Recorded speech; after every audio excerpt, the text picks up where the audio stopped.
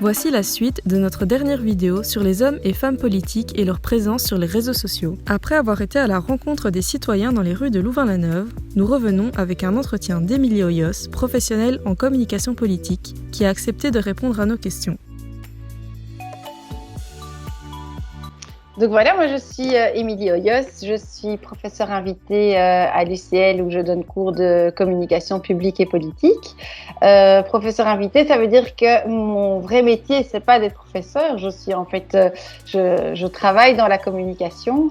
J'ai d'abord eu une première grande partie de ma carrière professionnelle dans la politique, puisque j'ai été entre autres présidente du Parlement wallon, coprésidente d'Écolo, j'ai travaillé dans des cabinets ministériels et j'ai quitté la politique il y a 6 ans, je crois maintenant.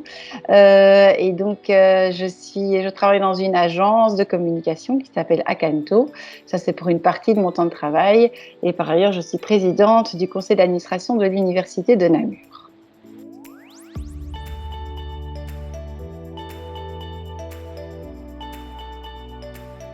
Ah, bien sûr que c'est indispensable. En fait, la communication politique, ça existe depuis toujours. Depuis qu'on fait de la politique, on communique, puisque communiquer, c'est la manière de faire le lien entre les décideurs politiques et ceux qui vont les élire à un moment donné, donc les citoyens.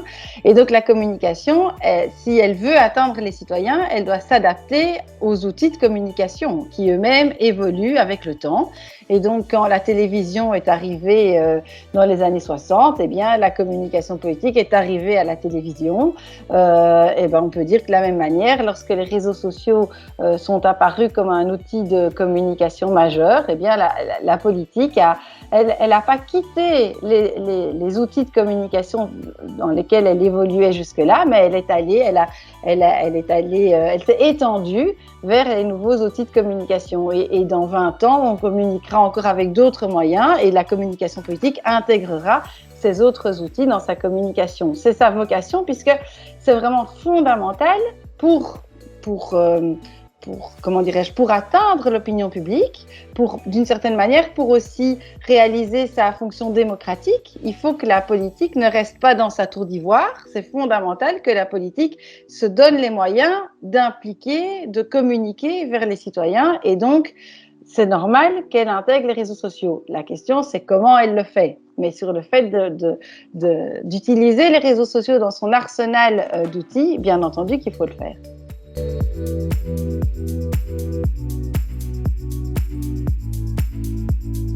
Alors, je pense que ça dépend quelle cible on veut toucher. La communication politique, comme toutes les formes de communication, elle repose notamment sur une connaissance de son public, et le communicateur politique segmente un peu ses messages en fonction de qui il veut toucher. Alors, bien entendu, il y a une idéologie, il y a un projet, il y a une vision, et puis selon que je parle à des jeunes, à des entrepreneurs, à des agriculteurs, à des demandeurs d'emploi, je ne vais pas mettre en avant les mêmes éléments de mon programme. Je vais sans doute pas changer d'avis. Enfin, j'espère que je vais pas changer d'avis, sinon je suis schizophrène ou populiste. Mais en tout cas, je vais mettre en avant des éléments différents pour montrer que pour ce public-là, en particulier, j'ai des réponses. Et donc, si je veux m'adresser, je vais être hyper caricaturale. Si je veux m'adresser aux agriculteurs, eh bien, je vais plutôt parler à travers le journal qui s'appelle Le Sillon belge. Si je veux parler aux jeunes, je vais aller sur TikTok. Et si je veux parler à des jeunes actifs ou des moins jeunes actifs, je vais plutôt utiliser LinkedIn. Et si je veux parler aux journalistes et aux personnes qui suivent la politique et qui sont un peu plus sur la balle, je vais plutôt utiliser Twitter. Alors, je caricature très fort pour montrer le type de segmentation. Mais donc, les personnes qui s'occupent de mettre en place la stratégie de communication politique des élus, ils choisissent le réseau social en fonction de la cible qu'on veut toucher, de la même manière que on fait la même chose pour la presse écrite. On ne va pas contacter un journaliste de Sud Presse pour parler d'un sujet hyper précis économique, et on ne va pas contacter un journaliste de l'Écho pour faire une proposition qui vise davantage des questions de la vie quotidienne. Donc voilà, c'est exactement la même chose en ce qui concerne les réseaux sociaux.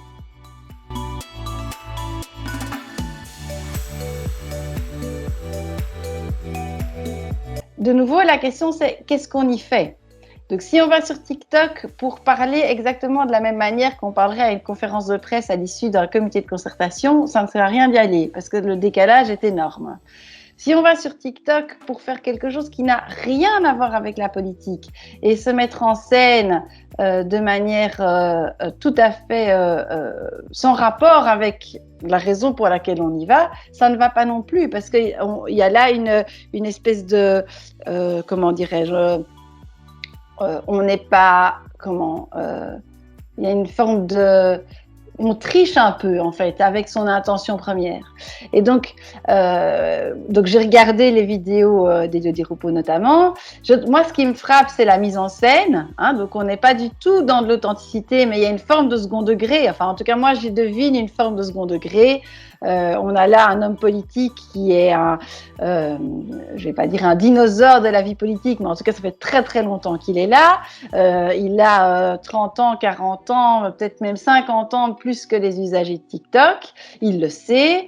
Et pourtant, le choix des musiques, la manière dont les images sont cadrées, etc. Donc, il y a une forme de second degré qui je trouve est assez intéressante. Dans les sujets choisis, il y a de la politique. Je veux dire, il parle de son métier, de son rôle, les petites vidéos sur on lance la campagne de vaccination, etc. Donc, c'est pas complètement déconnecté par rapport à ce qu'il fait. Et en même temps, il y a aussi des choses qui illustrent qui il est. Parce que ce qui est important, je pense, à noter dans l'évolution de la communication politique de ces 30-40 dernières années, c'est le fait que comment dirais-je, les communicateurs se sont rendus compte en politique comme ailleurs, c'est la même chose en marketing, que les gens choisissent et se laissent influencer pour d'autres raisons que simplement le rationnel. Qu'on choisit un pot de yaourt et on vote aux élections, aussi pour des raisons émotionnelles, pour des questions, est-ce que je me sens, alors je parle plus du pot de yaourt, mais est-ce que je me sens compris, est-ce que j'ai l'impression que cette personne me touche, est-ce que je me sens compris, est-ce que cette personne me touche, est-ce que je peux m'identifier, est-ce que cette personne me fait rêver, est-ce que je me sens protégée en fonction de ce qu'on vit. C'est quand même important voter. Voter, c'est de demander à quelqu'un d'agir à notre place sur des enjeux fondamentaux pendant les 4 années qui viennent. Et donc, si on est dans une période de crise économique, on va chercher quelqu'un qui va nous protéger. Si on a besoin de sentir qu'il y a une voie de sortie, on va chercher quelqu'un qui nous fait rêver. Et ces questions-là, elles passent pas seulement par du discours. Elle passe aussi par de l'émotionnel, de l'image, de l'esthétique, du non-verbal.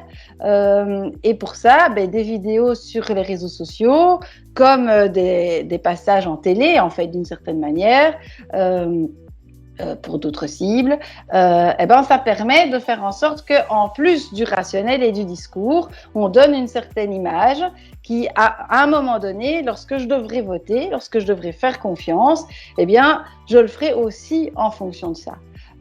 Et donc, voilà, je pense que par rapport à ça, on est d'une certaine manière aussi au niveau de l'éthique de la personnalité politique. Comment est-ce que la personnalité politique, elle va, dans un souci de démocratiser la politique et de ne pas rester dans sa tour d'ivoire, elle va effectivement aller là où les gens se trouvent, et donc sur les réseaux sociaux. Comment est-ce qu'elle va mettre en évidence qui elle est, quelles sont ses valeurs, qu'est-ce qui le touche, pour créer de l'émotion avec les lecteurs, mais sans trahir les lecteurs sur ce qu'est son projet politique, ce qu'est ses valeurs, etc. Donc c'est vraiment une question, j'ai l'impression que c'est une question d'éthique politique.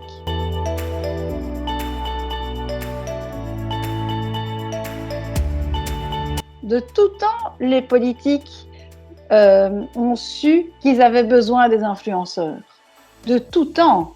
Je veux dire, il y a 200 ou 300 ans, où il y a 40 ou 50 ans, les influenceurs étaient différents, mais les politiques essayaient de les toucher aussi. Je veux dire, des grands écrivains, des artistes, des petits barons à la cour du roi de France. Enfin, je veux dire, de tout temps, le politique a su que tout seul, il n'arriverait pas à contacter directement les citoyens et que donc il avait besoin que les personnes qui influençaient les citoyens lui soient favorables, relayent ses discours. Donc ça, ce n'est pas du tout neuf.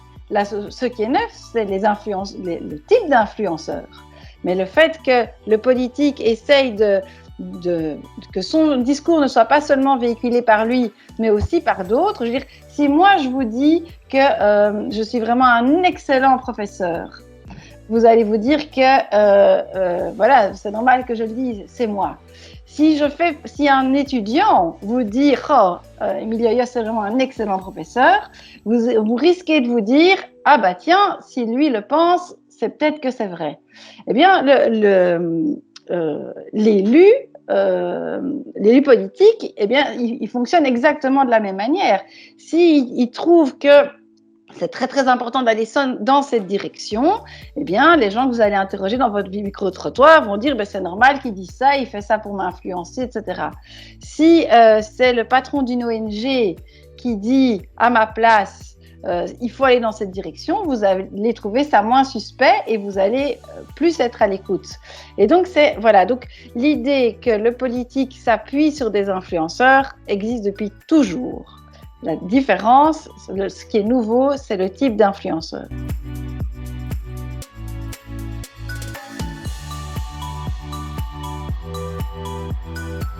Mais tout le monde est légitime pour parler de politique. La politique, ça appartient à tout le monde. Je veux dire, mon voisin est légitime pour parler politique, un influenceur est légitime pour parler politique, un journaliste. La politique, c'est fondamental que tout le monde puisse en parler. Alors, on n'en parle pas tous avec le même décodage, avec la même distance critique, avec la même formation au départ, mais la politique, c'est pas une affaire de caste. Hein, c'est fini le vote censitaire, ou sauf il y a que les universitaires qui peuvent voter. Le youtubeur, il vote. Le youtubeur, il a un avis. Tout le monde. Et donc ça, je pense que c'est très important. Et celui qui écoute le youtubeur a aussi un avis, même s'il n'a pas fait sciences politiques.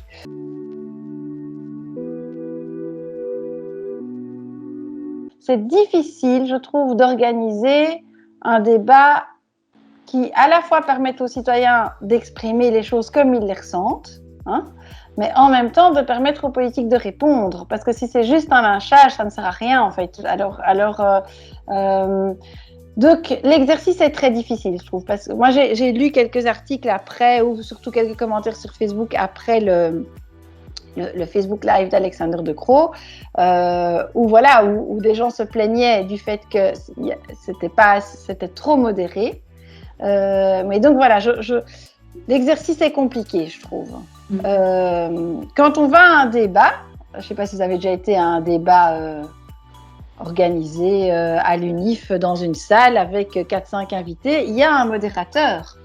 Oui. Il y a quelqu'un qui distribue la parole et si quelqu'un se lève, se met à hurler et lance quelque chose sur la personne, moi j'ai déjà été à des débats où on lance des choses sur les gens, on sort la personne, vous voyez. Or sur Facebook, il y a quelque chose sur la sacralisation de la liberté de parole qui rend le débat démocratique compliqué et le curseur est très difficile à mettre. Donc je trouve que l'exercice est vraiment compliqué et pour le citoyen qui peut vite se sentir frustré et pour le politique qui peut se sentir dans une position où il est impossible de discuter en fait.